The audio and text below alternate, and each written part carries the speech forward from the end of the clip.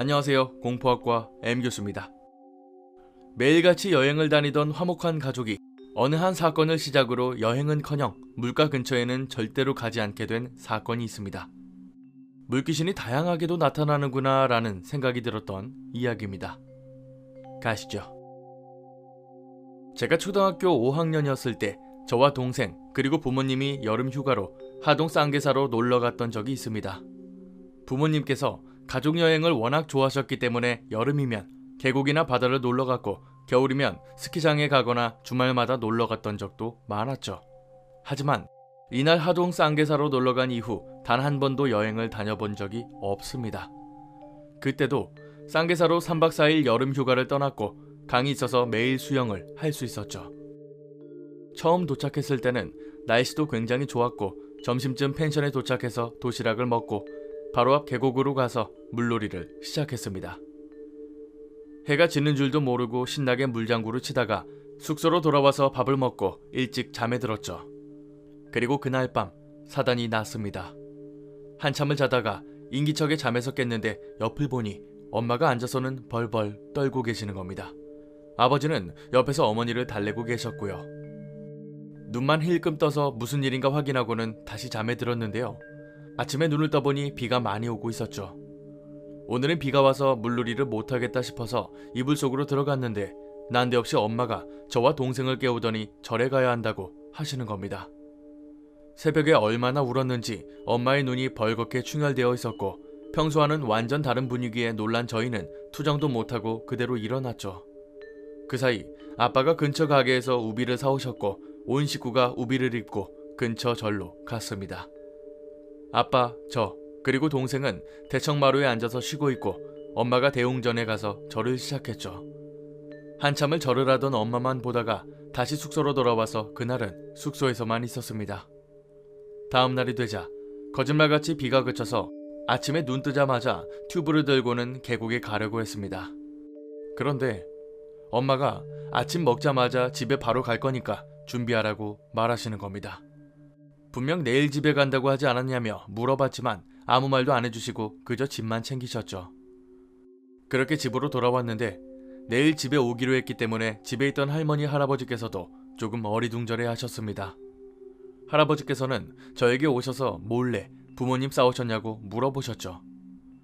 싸운 건 아니지만 그에 버금갈 정도로 엄마의 분위기가 이상했거든요. 그날 저녁에 안방에서 할머니와 할아버지 그리고 엄마가 한참을 이야기를 하셨죠. 안방에 큰 TV가 있어서 보통 거기서 저녁을 먹고 드라마도 봤는데 그날은 동생이나 저한테 안방에 들어오지 말라고 엄포를 놓으셨고요. 그런데 할머니께서 저녁에 나가셔서는 제가 잠들 때까지 들어오시지 않으셨습니다. 그렇게 그날은 그냥 작은 방에서 아빠와 동생이랑 잠을 잤죠. 한참을 자다가 누가 흔들길래 일어나 보니 할머니께서 저를 깨우고 계셨습니다. 동생도 엄마가 깨우셨는지 벌써 거실에 나와서 꾸벅꾸벅 졸고 있더군요. 그리고 할머니 손에 이끌려 대문으로 갔는데 대문을 등지고 서 있으라고 말하시더군요. 그리고 아까 집에서 나오면서 가져오신 왕소금을 들고는 저와 동생 뒤통수에 대고 뿌리셨습니다. 옷 속에도 뿌리시고 주머니 속에도 소금을 가득 채우셨습니다.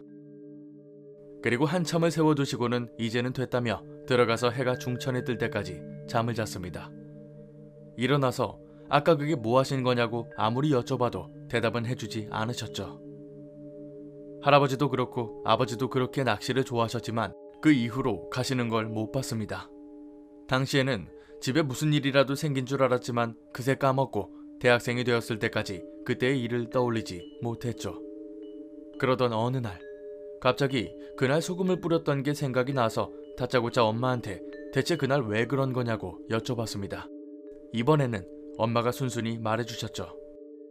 쌍계사에 놀러갔을 당시 첫날에 꿈을 꿨는데 저랑 동생이 숙소 앞 물가에서 물놀이를 하고 있더래요.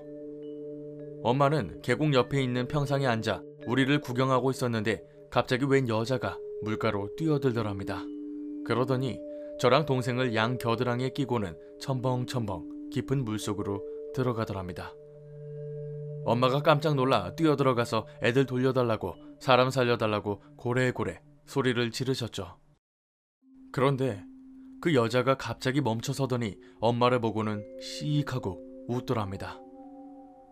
눈, 코, 입이 제대로 없었는데 소름 끼치는 미소가 아직도 기억이 난다고 하셨죠.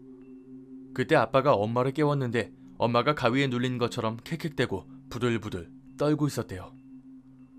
보통 같으면 그냥 개꿈이라고 생각했겠지만 뭔가 평소와는 다르게 불안한 마음이 엄청 들더랍니다.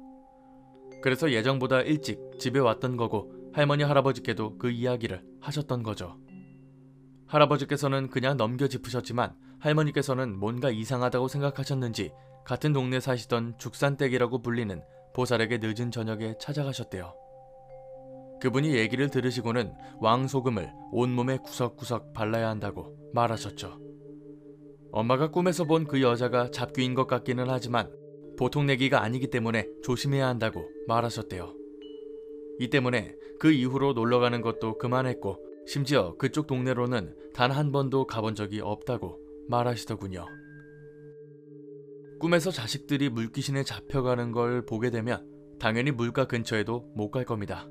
다만 조금 무서운 건 대체 그 여자가 뭐였을까요? 그리고 그 꿈이 의미하는 게 진짜 뭐였을지 궁금하긴 합니다.